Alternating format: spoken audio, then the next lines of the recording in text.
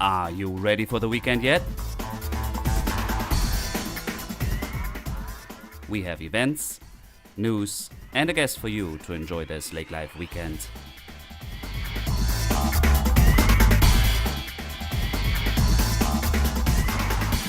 Merry Christmas to you. Thank you for tuning in. Lake Life Weekend Podcast. My name is Dirk. We have weekend 51 ahead of us, and it is Christmas Eve coming this Sunday. So I hope you have a good time, family gatherings, and enjoy this end of the season, end of the year.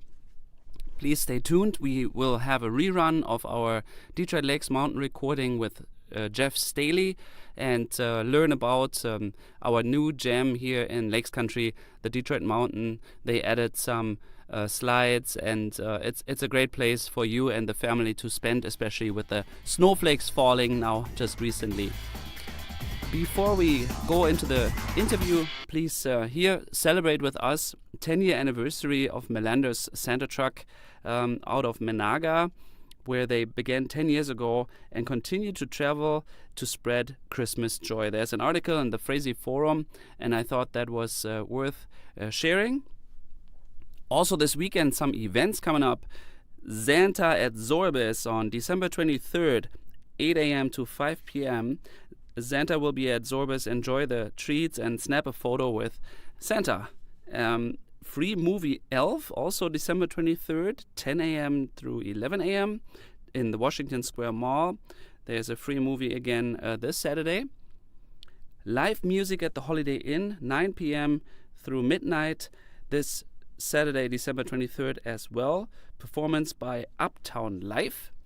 And then on December 24th, 1 through 4 p.m. there's the 6th annual Humane Society Sleigh Ride fundraiser at JF Stables.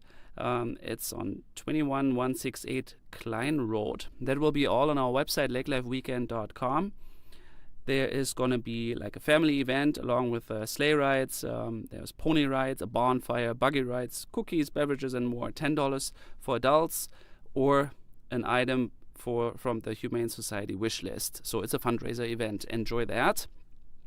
And on the 26th of December, Kids Day at the museum. So if you're off and you have some time to go make a trip with the family, enjoy activities for kids, board games, puzzles, scavenger hunt, and more at the Becker County Museum on Summit Avenue in Detroit Lakes. Yeah, I truly appreciate you joining in again. This was a very nice year. We are thankful for that. You have a good Christmas weekend ahead, and now enjoy our interview with Jeff Staley from Detroit Mountain. Thank you, and have a great weekend. Well, hello. I'm here now with Jeff Staley from Detroit Mountain Recreational Area, as you probably know. And I'm excited. Thank you for coming, and welcome, Jeff. Thank you. Thanks for having me. Yeah, of course. The mountain is a large monument in the area, and I'm really excited to have Jeff here today. He probably does not remember, but I was actually I saw him for the very first time probably 3 years ago with my son Harry on the lake at the polar plunge, and there was still everything in preparations. You had 3 displays there, and you were introducing the project to the public for the very first time. And I had a dialogue with you, and I was really excited. I was new to the area. I just relocated to Detroit Lakes, and I was looking forward to something to happen. He had a little hill on the ice, and I think there was a little sledding going on. And my son Harry was only like 5, and we had a really great day. I remember that very much. So I was, and now it's all present. So tell me, how long has it been preparing? How long was the preparation for opening it up? Did it take 5 years? Or? Sure. Yeah, I remember that. I have a good memory. That was 2013, and we created a little mini tubing hill on the lake. So we had a friend with a skid steer and pushed up a pile of snow, and some of the old tubes from the original facility we were using. So it was even historic equipment. Yeah. Interesting. So the group that got together formed in 2010.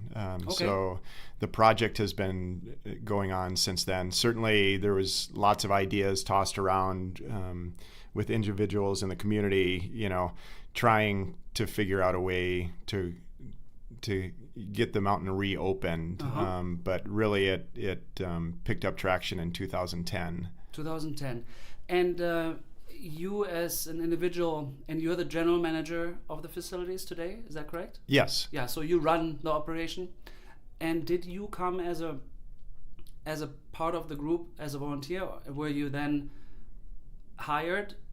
What's your background before and until 2010, 2013? Sure. Yeah, I was with the group originally in 2010, so I'm one of the founding members of the nonprofit Detroit Mountain Recreation Area, and was formerly the president of the group until being hired as the general manager So just prior to opening. You're a founding member?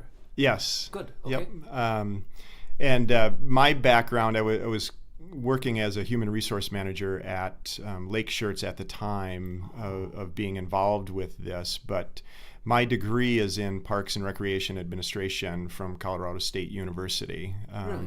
So this is my background. Perfect fit.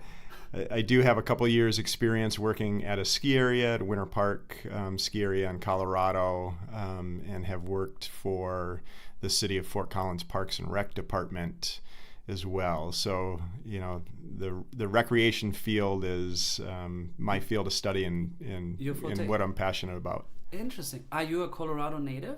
I am not a Colorado native. I am a New York native. Oh, really? Well, I was born in Virginia, but grew up in New York and moved to Colorado for college. In the Catskills Mountains? Where did you grow up in New York? Western New York, Rochester, New York. Rochester, okay. Yeah, I've been a couple of times to New York, not only New York City, but I've been in the Catskill Mountains. One of my friends was a foreign exchange student there while I was here. So anyways, Minnesota is, it's a beautiful state. It's not all New York City like people think. It's a much bigger state than that, and very similar to Minnesota in topography and terrain and climate. Yep. No, I know that. So interesting. So you're coming Virginia, New York, East Coast, and then Colorado college, and then you settled in the middle of it all in Minnesota. Yeah. And you arrived when, if I may ask? Well, my wife and I met while working at Winter Park Resort, and my wife is originally from Detroit Lakes. So we moved to Minnesota in 1996. And lived in Minneapolis for about 10 or 11 years before moving to Detroit Lakes. Okay. So, so you're here 10 years now in Detroit Lakes? Yeah. Okay, interesting. And then employed Lake Shirts, and then also a big supporter, I believe, of the mountain, at least from the private individuals there. So you have been engaged for the past 7 years, or shortly after you arrived, 2010, and then 13 opened the mountain, or 14? 14, November of 2014. Okay, so yeah, we have 3 years, three winters behind us. Correct. Yep. And so tell us a little bit of, was it very difficult? Just short, it must have been a challenge to plan and prepare, picking up a historic site, as historic as it can be. How old is the site? When was it first used? It was not an easy task from the point of the idea to actually turning on the lifts and starting to send people up the hill. So that's a story in and of itself, certainly. The history of Detroit Mountain, it was family owned and operated, since the 50s, and a group of NDSU engineering students really, get to receive credit for first skiing out at the site. And asking the landowner if they could cut some skiing runs and put in a rope tow. So that group started as the Holiday Ski Club, and we've got a great storyboard within our lodge, that talks about kind of the first skiers out there through the Beckerus family that owned and operated it for many years. Interesting. So there was a group and holiday skiers because they came through Christmas to their families, and then they wanted to do something. Yeah, I would assume. I've met a couple of the individuals. Oh, really? The majority of them are in their 80s now. Some are deceased. But yeah, I'm not really sure. I guess I never asked that question specifically why they chose the name the Holiday Ski Club. But you're probably right on track where the group got together over the holidays and they escaped the family. No. No, interesting. Okay, so in the 50s you said. Yep. So 60 years ago, we had the initial beginnings of a Detroit Mountain. And then it was owner occupied from a family since that till when did they close? Yeah, it had changed hands a couple times and eventually closed in roughly 2004. Okay.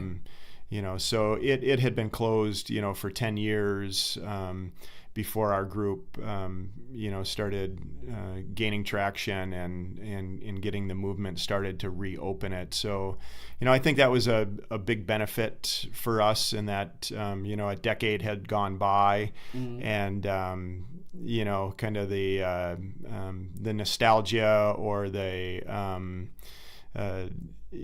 just not being able to use the facility, the weight of that kind of sunk into everybody that, boy, we wish, this was back in operation. Mm-hmm, mm-hmm. But I mean, I've been there only a handful of times, unfortunately, but I have been there with Harry on the sledding, on the Bunny Hill, and we also tried some of the hills. I'm not a real skier, so I like it because it's not too steep, so it's right down my alley. And my son is very young, so it's perfect. I'm not scared that he it's a good for beginning stages. So I enjoy it, and I love the facilities, and it's something really huge, and I get that. So tell us a little bit about, like, let's speak about winter. Let's also speak about summer though, and I'm really interested in goals. After 3 winters, you probably have an estimate. Like you must have had goals, and did you meet those, like visitorship? How has it been a success? I think it did, but has it really been a success so far? Yeah, absolutely. There's no question it has been a success, and that success came from just what I was saying earlier, that people missed it for a decade. The kind of the overwhelming theme when we were bringing this back was that people told stories of either learning to ski at the area themselves, or parents and grandparents talking about teaching their children to ski at the area. So that's what memories. Those are the memories that people have, and like you were saying with your son, it's a perfect area to teach kids how to ski. It doesn't have a lot of vertical elevation, but there's certainly some very steep terrain there. But it's an area where there's a great variety, and there's just a perfect place to learn how to ski. And really, as an industry, 75% of the people that claim themselves as skiers learn to ski on an area, similar in size to Detroit Mountain. Okay. You find very few people that say, yes, I learned how to ski at Vail, or I learned how to ski at Aspen. Yeah. Yes, you travel there and you vacation there and you ultimately ski there, but once you can really take advantage of it, because long slopes, difficult, could be scary. No, I hear you. I get it. And we've had goals from the beginning. Obviously, that's very important to us, and that was part of our planning processes, to determine, what number of visitors we would have each season and how to be profitable. So we have exceeded our initial goal was 25,000 visits. We have, far exceeded that each season that we have been open. So yeah, very, very successful. And, we've made some improvements each season as well because of that success. Okay, you were able to reinvest already. Exactly.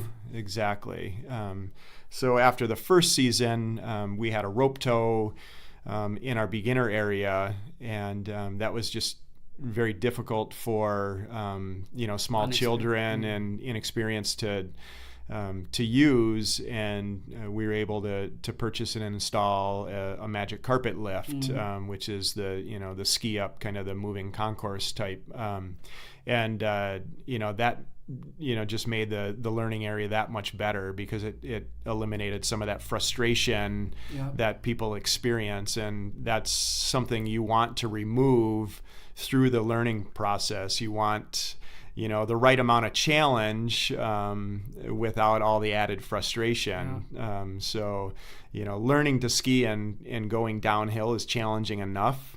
You don't want challenge to come trying to get up the hill as well. That's true. Let's not start right there with the frustration. So we made that improvement after the first season, and then after the second season, we relocated our tubing area because after the first season we found it just wasn't large enough to support the demand that we had for it. So we increased the size, relocated and doubled the size of the tubing facility, and added another warming lodge to support that another traffic. Building. Yes. So that happened, and then we cut additional ski runs as well to open up more downhill skiing terrain. So both great improvements, after the second season, and now we feel like we are in a good spot to kind of get comfortable in the operation now that we can support the demand of the tubing, and we've added some additional trails so we can continue to support the demand of the skiers as well. So I didn't even know that you grew that much. I knew there was the tubing improvements. I read that, but I didn't know you even cut more trails for the skiing. Interesting. So how many, like on a good day or on an average day, let's say on an average winter day, ski day, how many people on the premises? On a weekend day, on an average weekend day, we will have anywhere from 800 to 1,000 visits per day. Wow. Our maximum so far has been 1,800 visits in a single day. Wow. And we've got, the major holiday weekends. It's not uncommon to have 1,300, 1,500.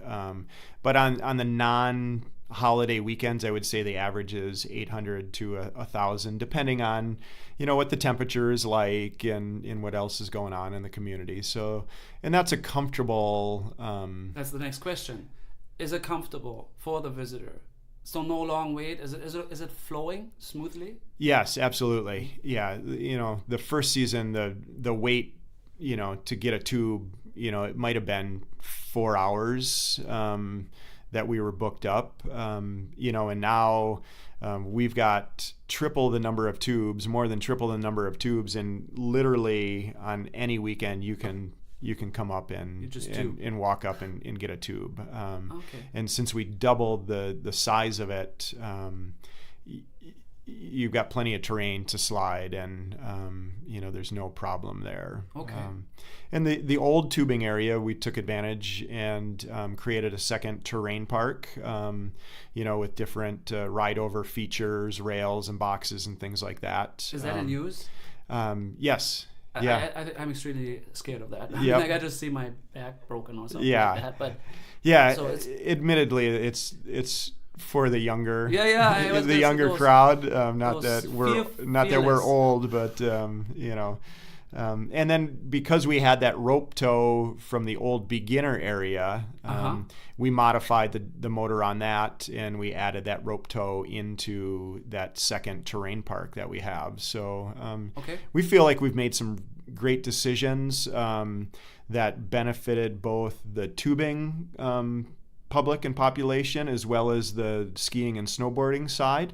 And you know, really feel now that we're comfortable, you know, for the next, you know, few years and kind of let the business settle in. And, you know, we've got plans, you know, that we're discussing as a board and a group, you know, increasing the size of the lodge and, you know, that sort of thing. But we really feel like we're in a comfortable spot now where we're not trying to get ahead of the demand. Good things take a while. Yeah. So very interesting. I'm fascinated. To make it run so smooth on an average day, how many supporters? What's your staff? Like, is it 35 people behind the scenes? Is it 55 people? Like, how many employees? Like on a regular day? So a visitor usually doesn't see what's all happening. There's an operator for the lift. There's how many people work at you?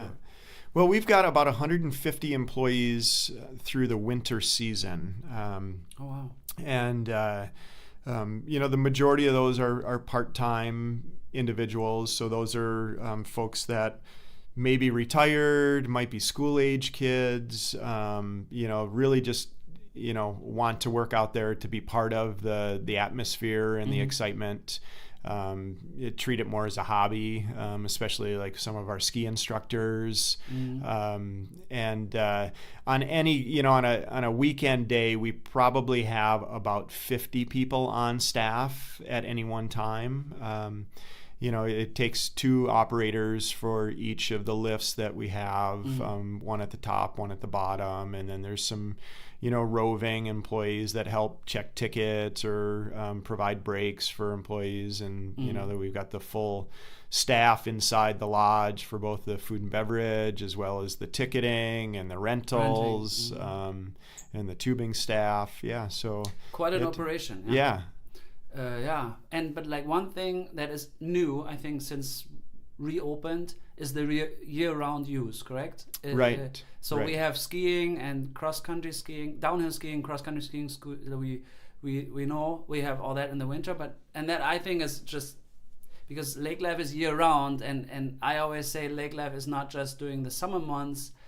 Lake life is year-round also in the winter with groomed snowmobile trails, with the mountain now, with a lot of ice fishing, anything. So not just blue water, but also if there's ice, there's also water underneath. I always say that's kind of like how I see. But now the good thing on the flip side, there's even more in the summer than one believes. So there's trails, and you do heavily mountain biking. Right.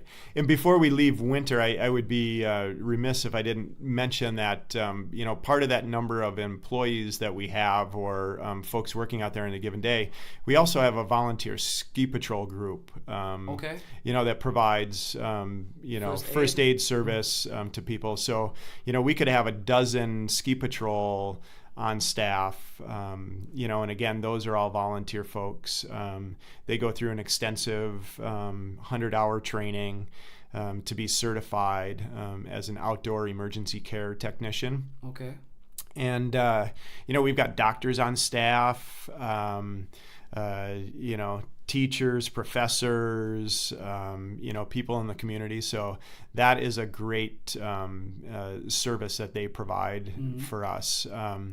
And then one thing we didn't touch on that leads right into the summer is that we also rent fat bikes in the wintertime, and we groom trails specifically for fat tire bikes. Really? So we have a small snowmobile with a pull behind roller that grooms and packs the trails, and then you can winter mountain bike or fat bike. How many people do that? You know, that's a much smaller number. Yeah. You know, we've probably had, you know, rough count, 75 or so that kind of come out to do that activity. But it's really fun.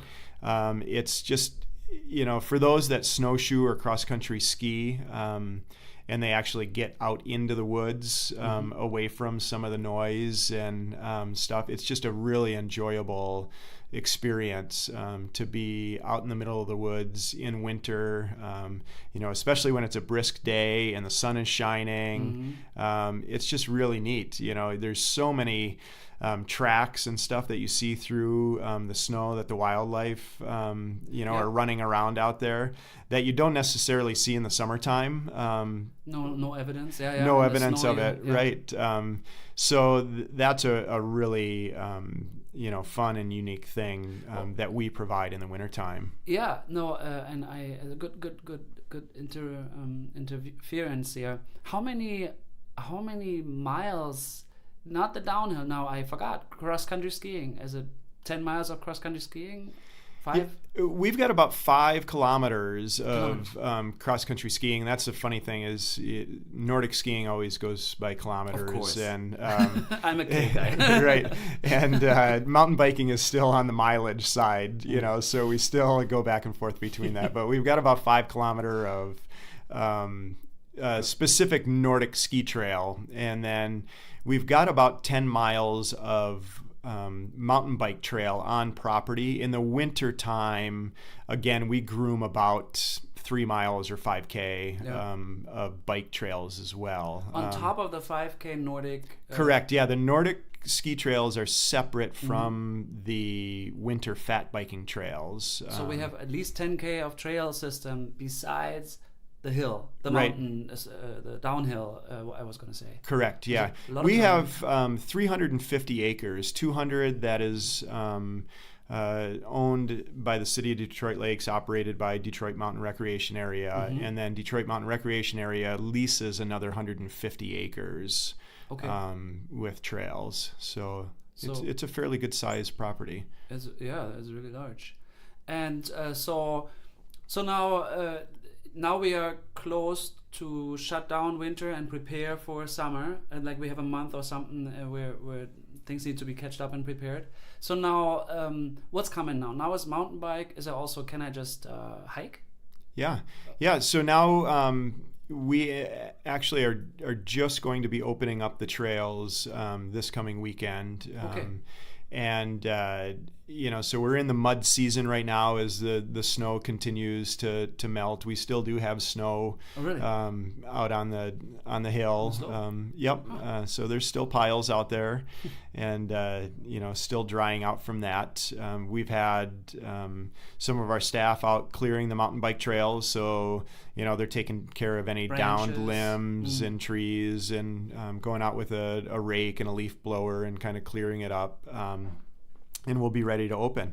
So we try to open as early as we possibly can in the spring, and that's really just a matter of, once the frost is out of the ground, once the trails dry out a little bit, and that we're not going to be leaving ruts and creating more work for ourselves, we open the trails up, and the bike trails, hiking trails will remain open into November. And we typically close our trails for hunting season, just because we have neighboring property owners that hunt on the land. So we try and keep our traffic at a minimum so we're not disturbing their hunt, and for safety as well. So we've got the biking trails they'll be opening up, and we encourage people to come out and hike as well. They can hike on the biking trails. The bikers have the right-of-way on the hiking or on the biking trails.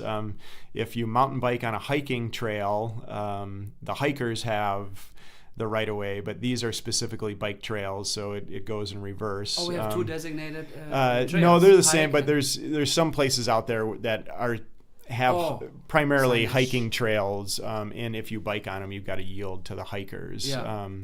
And then, but you can hike on the bike trails, you can hike on the Nordic ski trails, You can hike on the ski hill itself. We've got people that come out and use it as a workout.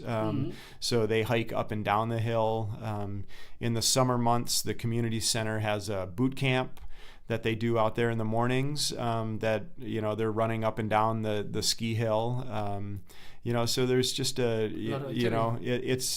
kind of your preference of what type of workout and experience you want. And the one things, obviously people have to be mindful of in the summertime in Minnesota is that we have bugs. So the Nordic ski trails and the bike trails are in fairly thick wooded areas. So the bugs can present a problem if you're not prepared for that. Yeah, as part of our life, I would say. But also speaking of events, you have a handful of events every year. Like you have a plunge for skiing, but like in the summer, do you have concerts, open air? Didn't you have something? Yep. We do a couple events each summer season. Yeah, our funnest event, the one I like the best, you just said, was the pond plunge, or the spring splash, we call it, and that's kind of to celebrate the end of the ski season, where we create a big pool. It's about 20 feet across, 20 feet across, and about 40, 50 feet long. Skiers and snowboarders attempt to cross it, so they get a running start at it, and they have to ski across it. How deep is it? It's about 3.5 feet deep. So you get wet. yeah, and there's some good wipeouts and crashes and stuff, and that's pretty common for most ski areas, as they put together that pond skim, pond plunge, spring splash, whatever they name it. So that's just that's such a fun event, and I love that because it just gets everybody involved in it, the community as well. We have such a huge draw that come out that aren't skiers or snowboarders, and they just come out to watch it. If you visit our Facebook page, there's lots of great photos of really fun costumes and crashes and things like that. So but you're moving into the spring and summer season, we do a couple events. Some are more our events, some were just the host site for. For example, in May, we've got the birding festival that Detroit Lakes puts on. So they use our facility as kind of their launching point each morning for their birding excursions. So it's fun to have that group out. They've been doing that for the last couple of years, and they'll be there again this May. And again, we're a community asset. We want to bring as many people and as many users out to the facility as possible. Typically, they don't bird at our site, although we certainly have lots of wildlife out there, but they go into the prairies and the marshes and things like that, and looking for those exotic species and those rare birds. So that's coming up. We host a mountain bike race in May as well, called the Shakedown, and that's part of the Minnesota Mountain Bike Series race. Detroit Lakes is lucky enough to have 2 of those races out of the 12 races. Our race at Detroit Mountain, and then the Laddie's Lope at Maple Log. So that's in September. And moving into June, this year we are hosting a Kiwanis event at the mountain. I think it's still kind of under name creation, but blues and barbecue. So they're going to do a barbecue out there, and then they've got Lamont Cranston Band coming. So that's Friday, June 30th. And that'll be a new event for us. We're kind of looking forward to that. Again, we're just the host site for it. And then July, not really anything heavy in July. July is really typically that lake time, and it's tough for us to compete with the events out there in July. We are open 7 days a week for mountain biking and rental and things like that. So we're still in operation. We just don't have any signature events happening at that time. And then in August, since the first season, before the first season opened, we've done a Music on the Mountain event. And we've, the first couple of years we had, our local talent. We had a band called Sagebrush and another local band, Hardwood Groove, play. So they played the first couple seasons, and our board wanted to try and bring in a bigger name.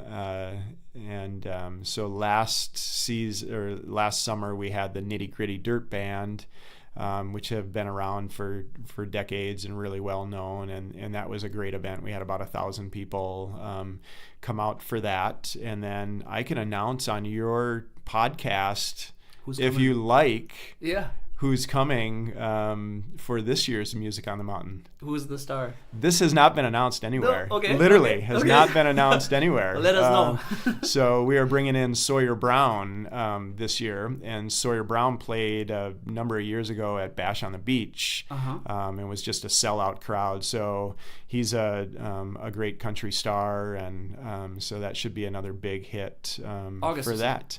Yep, Friday, August 25th, I believe, is the date of that. So those are our big events during the summer. Of course, we have some other races and events and stuff like that, that people should check our calendar for.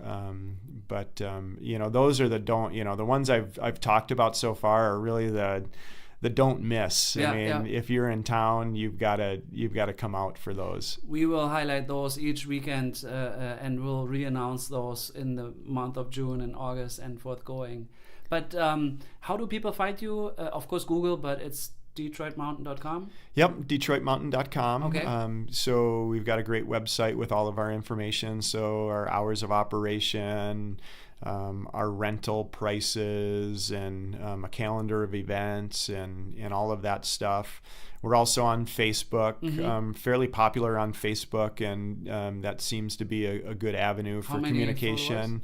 We have about 9,500 followers. That's big. Yeah, so we do a lot through Facebook, and then kind of follow the Instagram and Twitter thing as well. But by far the Facebook page is the most popular. It's the right medium. Yeah. The social aspect. You're a social destination. So, well, good. Well, I think we learned a lot, and it's really exciting. And it probably will not be the first and last time that we meet. Maybe speaking right before another big event or season updates. I think that was great. I'm really happy that you came, Jeff, and shared a little bit more of the significance of the history and the size. And I really like to learn that there's so many helping hands involved, to understand that at peak almost 2,000, but on average 800 to 1,000 visitors to handle, not only handle, but to assist, and then also the rescue. Like if in the event that something happens, that we have, of course, doctors, first aid. So it's a challenge. I'm sure. It's what a great asset to not only local Detroit Lakes, but the whole region, going from like in a 75-mile radius, most likely. That's probably the area where you attract individuals, or even more. And I like it. I'm an emotional supporter. I hope to visit more often in the future as Harry grows and such. And I'll make note of the August event. And I'm excited. I'm probably going to try the mountain biking. Harry and I got little bikes, and we were talking about that last year already. And we'll definitely make a swing by soon. And and do you want to add anything else for the audience? No, I don't think so. I mean, we just welcome the opportunity to share, our story, what we do out there, every opportunity we can. And, we are surprised every day by the number of new faces that we see. Yeah. So that tells us, one, that the word is still getting out, that we're open and in operation.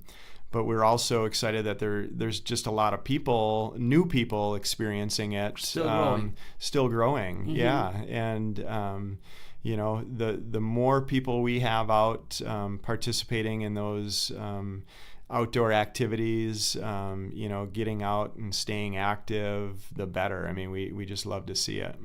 Yeah, well, thank you very much for coming. Thanks again. And DetroitMountain.com to research all necessary information for your visit. Thank you, Jeff. Thank you, Dirk. Yeah, this was already our newest episode of the Lake Life Weekend podcast. We sure hope you enjoyed it. Tune in again next week with another great guest and updates. Always check out our website, lakelifeweekend.com, and if you have some comments, please feel free to email us at hello@lakelifeweekend.com, and you have a wonderful weekend ahead.